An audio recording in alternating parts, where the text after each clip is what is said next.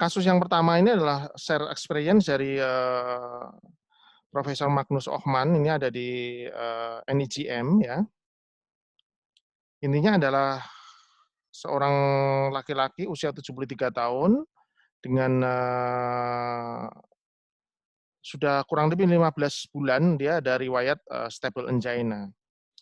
Di mana dia akhirnya ini Mas Beni, kursor saya kelihatan ya? Kelihatan dokter. Oke, terima kasih. Jadi Ya, ada dok. limited activity, sehingga pasien itu kan sebenarnya gini, kadang-kadang bilang nggak ada keluhan, tapi sebenarnya ada keluhan ketika lebih ditanya lebih detail. Misalnya kita tanya, ada keluhan enggak Pak? Enggak ada Pak. Saya enggak sesek, saya dadanya enggak sakit. Kenapa? Karena beliau memang akhirnya akan membatasi dirinya sendiri. Tapi misalnya kita gali, Pak, dulu betul-betul enggak ada keluhan, enggak ada, saya itu enggak ada keluhan. Oke.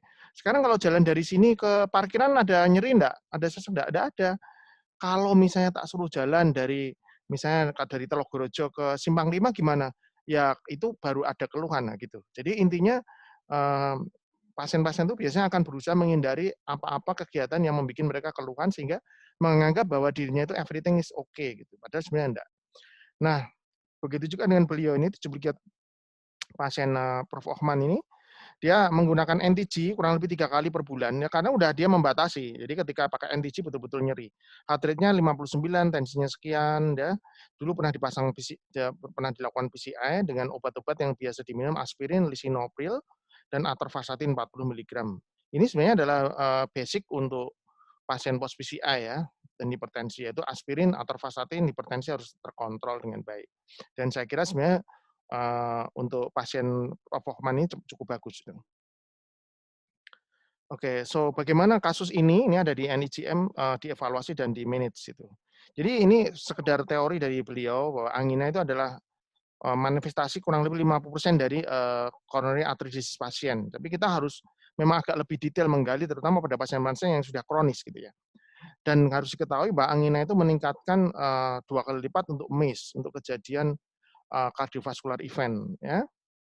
Dan seringnya memang pada aktivitas atau emotional stress dan berkurang dengan istirahat atau memakai NTG. Ya. Dan ketika kita poin yang terakhir ini adalah ketika kita sedang menegakkan diagnosa dari angina, maka kita harus melakukannya dengan mengobati terapi, tapi juga memulai untuk preventif, jangan sampai terjadi sesuatu gitu. Karena bisa aja dalam perjalanannya menjadi ACS ya. Cuma sebenarnya saya enggak ada slide untuk coronary syndrome, nanti ada sendiri. Jadi intinya salah satunya adalah untuk fokus pada blood pressure control. Ini pada penelitian Spirit Trial kalau bisa memang blood pressure-nya itu mencapai 120 per milimeter Hg. Ternyata dia dengan intensive treatment itu primary outcome-nya lebih rendah daripada yang standar treatment yang targetnya hanya 140. Jadi ketika pada pasien-pasien yang high risk, maka ada beberapa trial yang menunjukkan bahwa kalau kita lebih intensif memberikan antihipertensi itu lebih baik ya. Oke, tapi kita harus memikirkan juga pasiennya juga usia lanjut. Pada pasien dengan usia lanjut kadang-kadang kalau tensi terlalu rendah pasien merasa geliang, pusing dan lain-lain. Kemudian pada female itu harus hati-hati bagaimana merokoknya, diabetes, hiperlipidemia ya. Kemudian kita lihat pada ECG-nya. Ketika ECG-nya udah STT changes yang khas banget, yang STT berisinya jelas lah, itu merupakan salah satu faktor risiko terjadi suatu cardiovascular event. Ya. Ini adalah beberapa tes yang bisa kita pikirkan untuk memulai memanage seorang pasien dengan angina pectoris, mulai dari ECG ya, treadmill test ya, kemudian ekokardiografi, stress echo, nuklir test juga bisa. Ada yang farmakologik dengan doputamin atau adenosin dengan keterbatasan masing-masing dan sensitivity dan specificity-nya masing-masing. Ya, yang paling murah memang harus diakui adalah treadmill test ya, tapi memang sensitivity-nya rendah, hanya 45-50%. Ya. So, tapi tetap preventif terapi harus dimulai segera, aspirin, antihipertensi, dan kemudian antidislipidemia.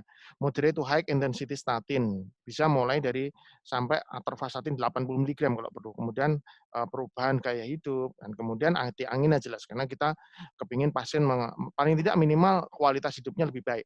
Plus juga kita harus mengurangi resiko terjadinya sesuatu di kemudian hari. Nah, Ini bukan dari guidelines, ini tahun 2016 belum keluar guideline dari ESC, tapi intinya hampir sama bahwa ketika pasien dengan ini resting heart rate di atas 60, blood pressure-nya cukup baik, maka kita bisa memberikan beberapa terapi. Tapi harus dibedakan, jadi dia membedakan antara pasien dengan heart rate yang rendah dan tensi yang rendah dengan heart rate yang cukup dengan tensi yang tinggi. Ketika tensinya tinggi, heart rate-nya masih tinggi, maka kita bisa memberikan misalnya first line ya ini, beta blocker, kalsium channel blocker, long acting nitrat bisa diberikan kalau tensinya kan agak tinggi. Tapi kalau gimana dengan tensinya rendah? Gimana kalau HT-nya udah rendah? Nah, maka kita memberikan obat yang bekerja di metabolisme. Nah, ini tadi sama intinya pada pasien ini gimana? HT-nya udah mepet, udah 59 kali per menit, blood pressure-nya cukup, masih cukup ya. Medication-nya ini apa yang kira-kira kurang nih pada pasien ini? Jelas, kalau kita memberikan beta blocker dengan HT sudah 59, saya kira itu tidak pas ya. Bagaimana dengan long acting nitrat? Bisa diberikan, itu menurut saya, beliau juga mengatakan demikian. Kemudian bisa kita lakukan mula-mula stress testing dulu, kemudian kita lanjutkan lisinopril, dan kita lanjutkan pemberian statin. Salah satu hal yang harus kita lihat adalah long acting nitrat itu juga menurunkan tensi. Jadi intinya karena ini usia udah lanjut jangan langsung, "Ah, kalau saya kasih kalsium channel blocker," gitu. Ya janganlah. Saya kira tetap aja lisinopril plus, nitroglycerin long acting ya. Nah, kalau memang tensinya masih cukup baik dan masih ada nyeri, maka bisa kita berikan, kalsium channel blocker, ranolazine, dan kalau perlu kita pikirkan untuk suatu revaskularisasi. Nah, nanti dengan revaskularisasi, kalau memang itu lesinya ada di proksimal LAD, jadi pembuluh darah itu ada 3, tapi yang paling paling paling mempengaruhi prognosis adalah left anterior descending artery. Nah, salah satunya ketika sudah diberikan long acting nitrat dan lain-lain masih nyeri, maka menurut Prof. Hochman, ini bisa diberikan tambahan yaitu ranolazine. Nah, kalau ini dari guideline ESC tahun 2019 ya. Jadi kita lihat ini pasien standar terapinya apa? Ya beta blocker sama kalsium channel blocker. Selain aspirin, atorvastatin ya. Jadi misalnya tensinya tadi 140 masih. Pasien misalnya belum minum obat apa-apa, 140 atau 150 kali per 150 per 90, kita bisa memberi dengan heart rate yang agak cepat. Teman-teman bisa memberikan misalnya beta blocker dulu gitu. Dengan beta blocker kita evaluasi aspirin, beta blocker, statin high dose. Nah, kemudian kita lihat kira-kira tensinya gimana, nyerinya berkurang enggak? Oh, nyerinya masih ada, tensinya tetap tinggi, tambahi kalsium channel blocker. Tapi misalnya gimana tensi apa namanya? HT-nya udah rendah kayak tadi. Ya, berarti enggak bisa kita berikan beta blocker. Kalau tensinya masih cukup, kita bisa memberikan dihydropyridine calcium channel blocker. Nah, bisa enggak dikombinasi? Boleh, yaitu misalnya beta blocker sama dihydropyridine, kalsium channel blocker, kemudian bisa ditambah dengan long acting nitrat. Nah, boleh enggak kita mengkombinasi antara beta blocker dengan non dihydrobilidin? Boleh, tapi harus hati-hati. Misalnya dikombinasi sama diltiazem atau dikombinasi dengan verapamil. Kita harus hati-hati jangan sampai pasiennya mengalami bradikardi. Pilihan utama adalah beta blocker. Semuanya ini terutama mengandung beta blocker, kecuali kalau low heart rate. Kecuali low heart rate dan kecuali kalau ada kontraindikasi ya. Oke, jadi tadi akhirnya pilihannya adalah ketika pasien tensinya udah cukup rendah, masih nyeri, salah satu pilihannya adalah ranolazine. Ranolazine adalah intinya adalah pada pasien yang tidak bisa kita berikan pada first line, misalnya beta blocker, kalsium terus tidak bisa dan masih tetap nyeri, dan dia bekerja di late cardiac sodium current atau channel sodium yang lambat gitu ya. Jadi intinya kalau yang biasa kan ada ya, yang cepat yang seperti biasa. Nah, ini pada kondisi-kondisi iskemia itu ternyata ada channel yang bekerja berlebihan pada waktu kondisi iskemia, yaitu suatu late cardiac sodium current ini, ya, channel ini. Jadi ininya pada posisi yang normal, ya, dia nggak ada yang tadi tidak teraktivasi tadi late cardiac sodium current tadi. Tapi pada patologis kondisi iskemia dia malah teraktivasi. Apa akibatnya? Maka akhirnya terjadi natrium yang berlebihan di dalam sel, kemudian kalsiumnya juga berlebihan, akhirnya terjadi hiperkalsemia, kalsium yang berlebihan di dalam sel. Dan ini menyebabkan kebutuhan oksigen yang lebih tinggi di dalam sel. Nah, ranolazin ini memblok di situ. Jadi supaya tidak terjadi natrium overload, tidak terjadi kalsium overload. Karena ketika kalsium overload, maka akhirnya eh, bisa terjadi electrical dysfunction, kemudian contractility-nya kurang baik karena oksigen supply dan demand-nya juga terganggu. Karena ketika kalsiumnya berlebihan, maka kebutuhan untuk oksigen lebih tinggi. Dan ini masuk pada rekomendasi dari ESC Guideline 2019, yaitu nicorandil, ranolazin, ivabradin, dan trimetazidin. Nah, salah satu kelebihan ranolazin dari beberapa obat lain bahwa dia diterima luas di Amerika dan Europe ya. Sementara yang lain not available in US. Nah, ini dia masuk dalam Scientific American Heart Association 2020 selain ESC tadi ya, Eropa dan Amerika. Jadi di sini ranolazin dia bekerja tanpa mempengaruhi hemodinamik sama sekali. Jadi dia hanya bekerja secara metabolik ya, secara metabolik. Dan beberapa ternyata ada moderate reduction in HbA1c. Jadi oke untuk pasien-pasien dengan diabetes. Nah, penelitiannya cukup banyak. Ini salah satunya adalah Carissa. Jadi intinya pada pemberian placebo dengan plus dibandingkan dengan ranolazin ternyata terdapat peningkatan waktu untuk exercise durations. Ya. Kemudian terjadinya anginnya juga dia lebih panjang, ST depresinya juga lebih panjang ya karena memang kebutuhan oksigen di sel otot jantung diperendah gitu ya. Kemudian angina ataksnya juga lebih rendah dan penggunaan nitrat juga lebih rendah. Nah, sementara untuk evaluasi tensi, hemodinamik sama sekali tidak ada perbedaan yang bermakna. Jadi intinya tidak ada perubahan pada heart rate, blood pressure atau vasodilatasi gitu. Begitu juga pada penelitian Merlin tim ini, intinya kita mau melihat primary outcome dari pemberian ranolazin. Nah, secara umum itu memang tidak bermakna, tetapi ranolazin lebih rendah. Ya. Tetapi ketika kita dilihat pada subgrup pasien yang pernah ada riwayat chronic angina, maka hasilnya lebih baik ya dengan pemberian ranolazin dibandingkan dengan placebo. Jadi pasien udah ACS tapi sebelumnya sudah pernah angina. Nah, kalau kita berikan ranolazin ternyata lebih bagus. Jadi artinya ranolazin ini lebih oke untuk pasien dengan chronic coronary artery disease ya, chronic coronary syndrome. Nah, kardiovaskular lebih baik. Kemudian ini juga worsening angina lebih rendah, recurrent ischemia juga lebih rendah. Oke, kalau tadi kasus dari NICM ya, ini sekarang kasus saya sendiri. Usia 31 tahun tanpa faktor risiko hipertensi, diabetes, tidak merokok. Ini sudah pernah saya share di grup Telegram ya. Riwayat keluarga, ayah usia 60 tahun, stroke dan ada PJK. Kemudian waktu itu masuk rumah sakit tipe C di Purwokerto, tanggal 25 Agustus. Dengan nyeri dada yang hebat, skala 9 dari 10. Dicek CKMB pada waktu masuk, dan saat masuk dia dengan hasil normal. Dipulangkan dengan diagnosa GERD. Dan ini adalah EKG 25 Agustus pada waktu masuk. Coba kalau teman-teman lihat sekilas ada masalah enggak? Teman-teman bisa jawab di chat, kalau yang mau jawab boleh. Ada yang masalah pada pasien ini?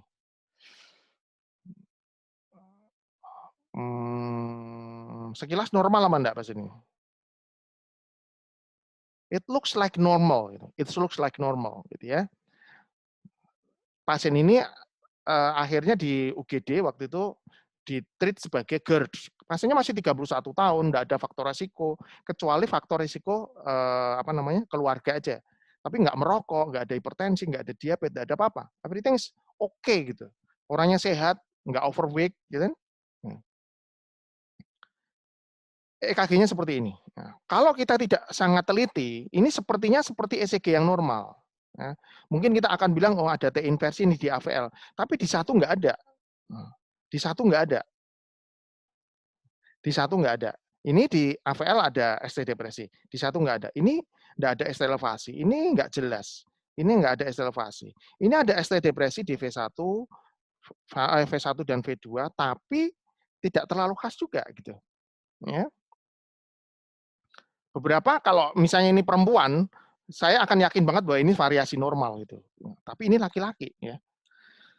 So, kemudian beliau ini ke poli saya gitu, dengan EKG yang sangat berubah. Nah, lihat di 23 AVF. Nah, teman-teman lihat, waktu di sana, T-nya ke atas. Waktu ke saya, tanggal 7 ini, T-nya udah ke bawah.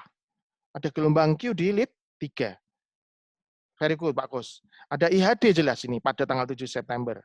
Khas banget, tetapi pada tanggal itu memang enggak. Gitu ya. Dan ada beberapa perubahan lain, nanti kita lihat. Tapi kalau kita lihat yang ini, kita pasti berpikir, oh ini IHD nih, pasti nih. Ini ada koroner nih. Tapi kalau ngelihat tadi enggak. Tapi nanti saya berikan ada clue-clue tertentu supaya ini tuh sebenarnya bisa kelihatan. Ya. Nah, jadi ini cuma mengingatkan semua teman-teman semua, Mas Ben ini nggak apa-apa ya sambil sedikit tentang teori EKG yang teman-teman ada di sini. Bahwa intinya pada fase awal dari STEMI itu adalah yang khas adalah bukan ST elevasi ya, tapi TOL-T atau hiperakut T. Nah, kemudian dia dengan berjalannya waktu, dia bisa menit sampai jam, baru ada ST elevasi seperti ini. Ini ST elevasi sepertinya khas banget kayak gini udah ST elevasi. Kemudian lama-lama ST elevasinya turun, kemudian terbentuk gelombang Q kan, gitu kan. Nah ini lagi lead lain ya sama slide lain nih, normal kayak gini, tiba-tiba ini T-nya mulai tinggi, ST elevasi. Ini tapi tidak begitu khas di sini, TOL-T-nya. Nah kalau di sini oh enggak ada. Tapi intinya pertama biasanya ada hiperakut T, kemudian baru ST elevasi seperti ini. Nah, kemudian ada gelombang Q, kemudian ST elevasinya turun, gelombang Q-nya tetap dan T-nya menjadi T inversi, kemudian ada gelombang Q. Ya.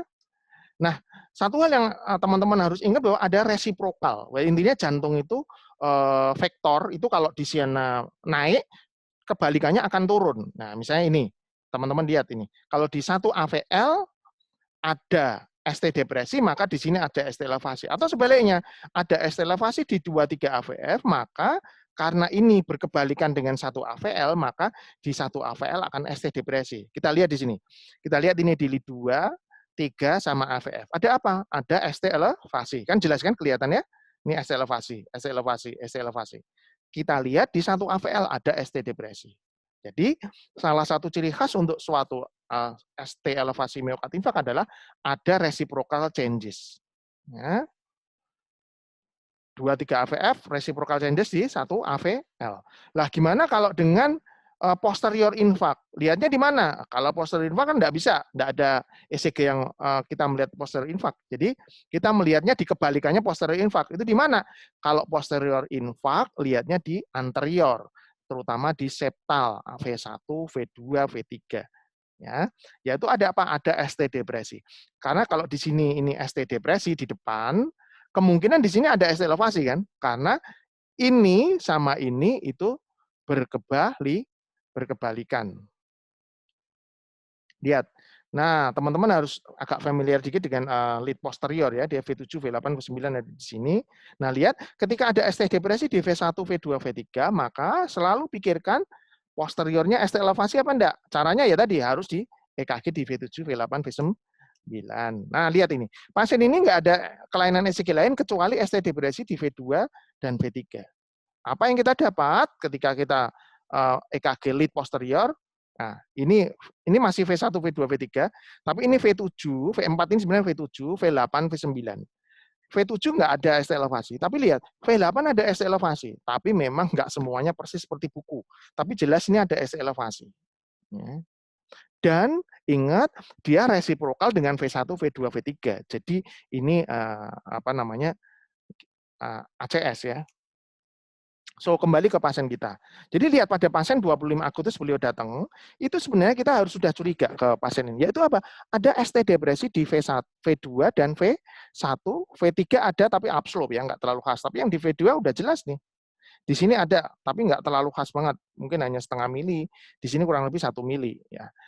Tapi kita lihat juga yang tidak enak adalah lihat di lead 2-3 AVF, walaupun tidak ada ST elevasi, tapi T-nya tinggi, relatif tinggi dibandingkan R-nya. Coba lihat, D3 R-nya kecil, tapi T-nya tinggi. 3 kecil, R-nya tinggi. Ya, R-nya kecil, T-nya tinggi maksud saya. Ini kita harus curiga nih, apalagi dengan nyeri dada yang hebat. Nah, kita lihat ini. Nah, ini tinggi, lebih tinggi daripada R-nya. Dan lihat, di AVL ada T inversi.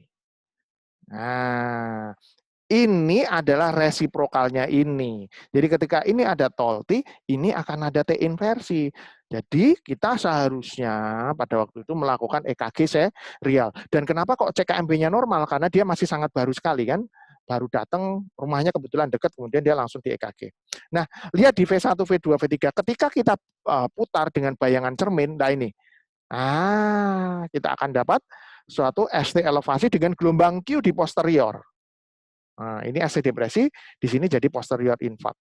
Nah, kemudian ketika tanggal 25 datang ke kita lihat di sini ada gelombang Q.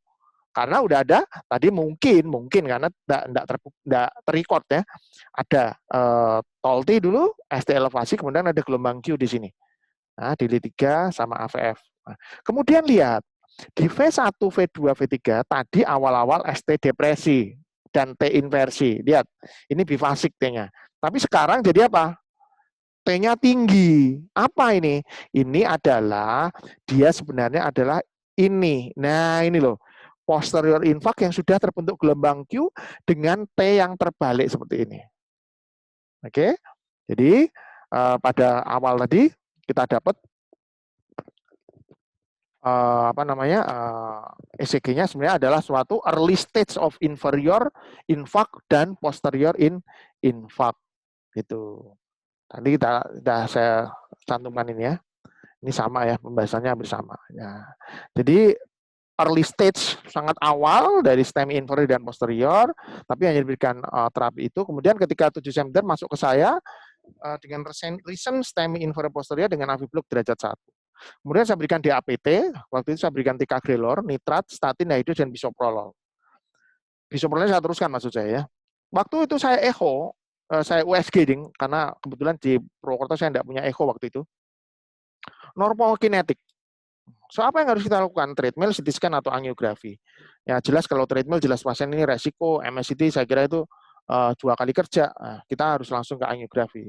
Ini saya lakukan angiografi lewat radial dan kita dapatkan, lihat, ternyata beliau ini ada kolateral dari left system ke right. Ini LAD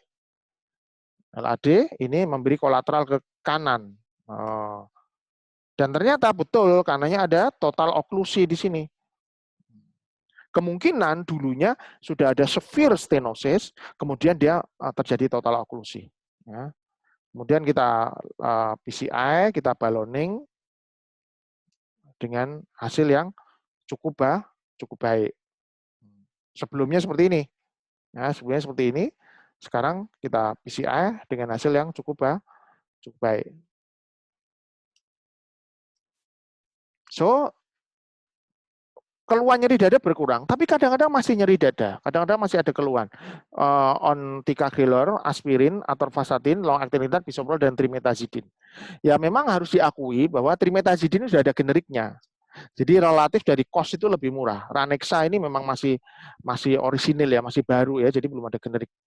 Masih nyeri. Nah, kemudian saya berikan ranolazin 2 kali 375 dan ketika kurang lebih sekitar seminggu itu udah WA saya bahwa dok keluhannya membaik ini dengan obat dokter terakhir. Gitu. Jadi walaupun sebenarnya kalau dari teori sih membaik 2-3 minggu ya, tapi ternyata pasien ini 1 minggu udah merasa lebih baik gitu. Dan sampai sekarang pun juga masih lebih baik dengan tambahan ranolazin, Ranexa maksud saya. Oke, terus kemudian yang ini berikutnya adalah laki-laki, ini pasien saya yang kedua, 60 tahun, nyeri dada saat aktivitas, perokok, hipertensi lama, saat datang ke poli tensinya sekian. Minum adalat oros dan kandesartan, tapi tensi masih agak tinggi. Treadmill testnya di luar, tidak mencapai target, tapi ECG nggak berubah. Di stop karena capek dan agak sesak, tapi tidak nyeri dada. Tidak nyeri dada kurang lebih hanya 3 menit, capek gitu, agak sesak gitu, tapi nggak nyeri banget gitu. Di echo-nya normokinetik, baik. ECG-nya seperti ini.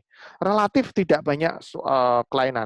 Di sini memang R-nya lebih tinggi ya di V2 ya daripada normal ya. Tapi tidak ada hipertrofi ventrikel kanan, tapi di V1 R-nya masih kecil ya. Jadi kalau posterior infarct juga tidak terlalu khas menurut saya. Sehingga kesimpulannya apa? Hasil treatmentnya tidak bisa diinterpretasi kan? Keluarnya sih khas angina gitu. Apa yang harus kita lakukan? Nah, saya berikan beta blocker. Saya berikan low dose carvedilol Saya berikan trimetazidin, maaf ya Mas Beni, karena ini ada generiknya. Kemudian long acting nitrat, atorvastatin, dan aspirin. Di era pandemi seperti ini kan ya pasien memang kadang-kadang kepingin agak hemat ya. Tapi masih nyeri gitu. Masih oke. Waktu itu saya cek cardiac enzim hasilnya normal, direncanakan MSCT atau kateterisasi. Membaik gitu, tetapi masih kadang masih belum membaik. Akhirnya kontrol berikutnya saya tambah ranolazid. 2 minggu pasien merasa lebih nyaman. Jadi